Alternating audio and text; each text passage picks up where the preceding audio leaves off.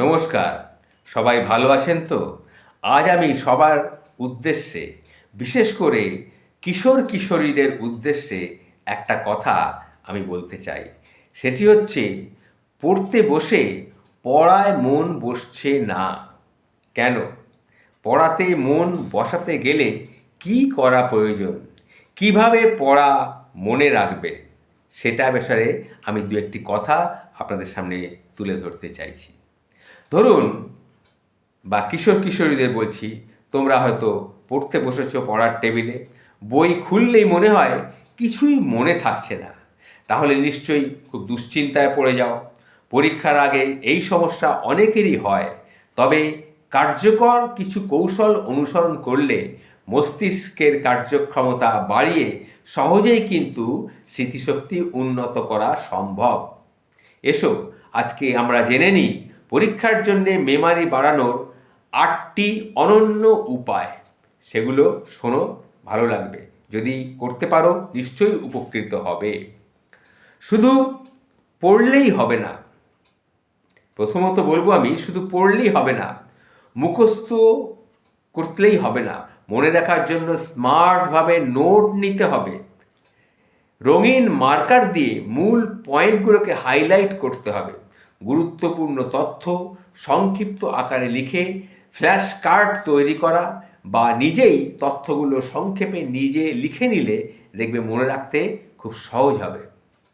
দ্বিতীয়ত, বড় বড় অধ্যায় মুখস্থ করতে গিয়ে জট পাকিয়ে গেলে, এটা হয়ে থাকে, বড় বড় অধ্যায় মুখস্থ করতে গেলে একটা জট পাকিয়ে যায়, তখন মাইন্ড ম্যাপ কৌশল ব্যবহার করতে হয়।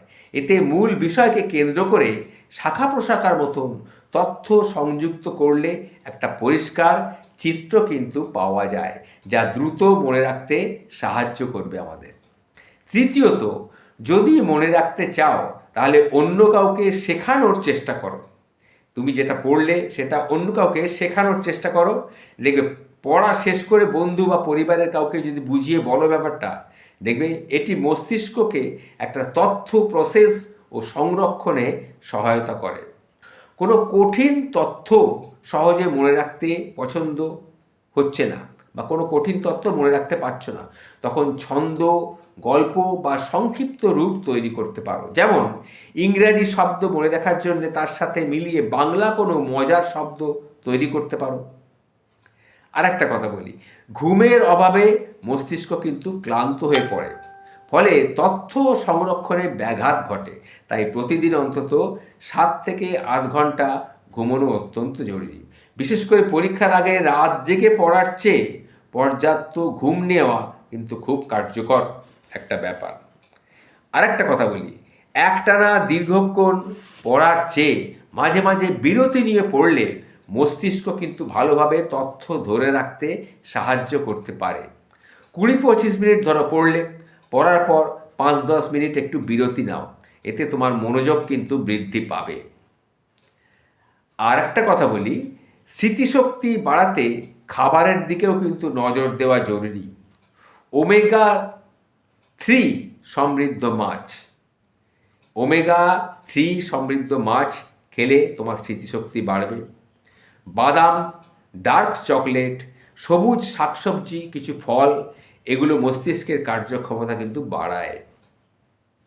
আর শেষের দিকে বলি, মানসিক চাপ কমাতে প্রতিদিন মেডিটেশন ও হালকা ব্যায়াম করা প্রয়োজন।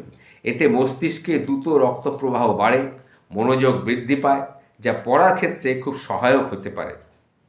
আর শেষে বলি, পরীক্ষার আগে স্মৃতিশক্তি বাড়াতে এই যে কৌশলগুলো অনুসরণ যদি করতে পারো, দেখবে কেমন সহজ হয়ে যাবে পড়াকে মনে রাখা, আত্মবিশ্বাসও তোমার বাড়বে। তাই এখন থেকেই এগুলোকে অভ্যাসে পরিণত করা শুরু করে দাও, দেখবে পরীক্ষায় ভালো ফলাফল নিশ্চয়ই অর্জন করতে পারবে। বুঝতে পেরেছো আমার ছোট ছোট ক্ষুদে বন্ধুরা? তোমাদেরকে কিন্তু কথাটা বললাম, এটা মনে রাখার চেষ্টা করবে। ভালো থেকো। আমি যেটা বললাম এটা মেনে চলো, উপকৃত নিশ্চয়ই হবে।